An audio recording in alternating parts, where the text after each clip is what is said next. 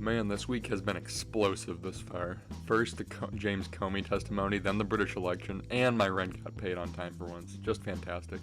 First, the British election. Now, voting doesn't work the same way that it does here in the States. No, they don't use an electoral system. They vote for a specific person to lead their little constituency. Each person that is elected per constituency is normally a part of a political party, the largest being the Conservative Party, the Labour Party, and the SNP in Scotland.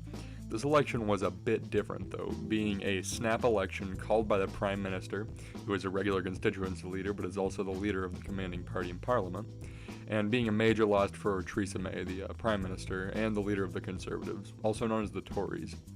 There are 650 seats in Parliament, and before the snap election, the Tories had a majority of the seats, somewhat like what the Republicans have in the House. After the election, however, the Tories were left with 318 seats, losing around 13, I believe. This means that without a coalition formed with a much smaller party, such as the Northern Ireland Democratic Unionist Party, they will be unable to have a majority. Luckily for them, the DUP will work with them with their 10 seats, though they will need things done for them, of course. Overall, besides the Tories' losses, the most significant changes were Labour's gains in their old constituencies and the downfall of both the SNP in Scotland, which gave rise to a more Tory-held seats, and the loss of Nick Clegg, the former leader of the Liberal Democrats, to a Labour Member of Parliament. He looked pretty destroyed after the result, to be honest. And the Liberal Democrats are a much smaller, further left party, getting around 12 seats in the country.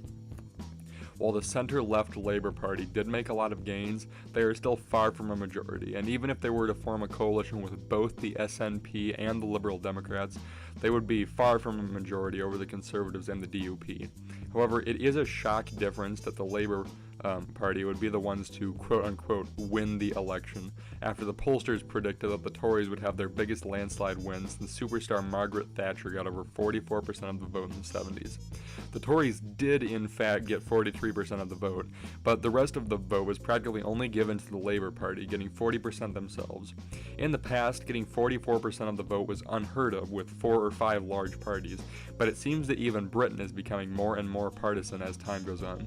With Theresa May having lost in her big gamble and the previously sneered at Jeremy Corbyn winning big, what is going to happen with Brexit and the European Union? Perhaps Nigel Farage will jump back into politics.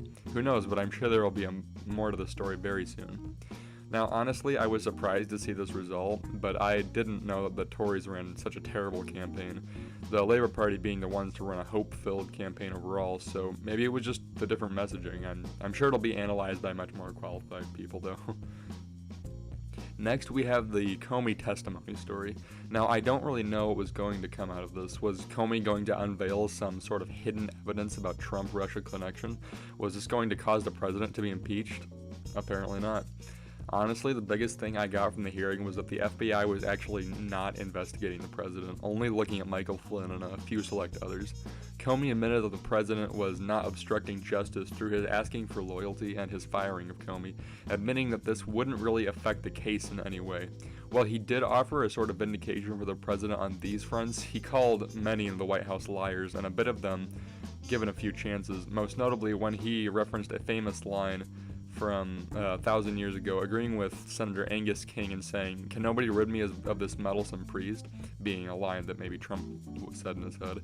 Overall, it was a very neutral day for the president. While vindicated from any Russia scandal for now, he was called a liar by one of the most prominent men in the intelligence community. Comey did find it very odd that he would be left with the president, many of the questions being about a private dinner between the president and Comey, where the president asked him to let Flynn go, quote, "He is a good guy and I hope you can let this go," where Comey only responded, "He's a good guy."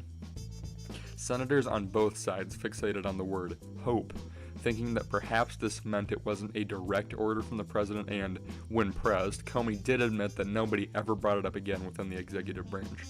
While the president apparently did not obstruct justice in this instance, he does need to learn some of the inner workings of politics, or he's going to get impeached, in my opinion.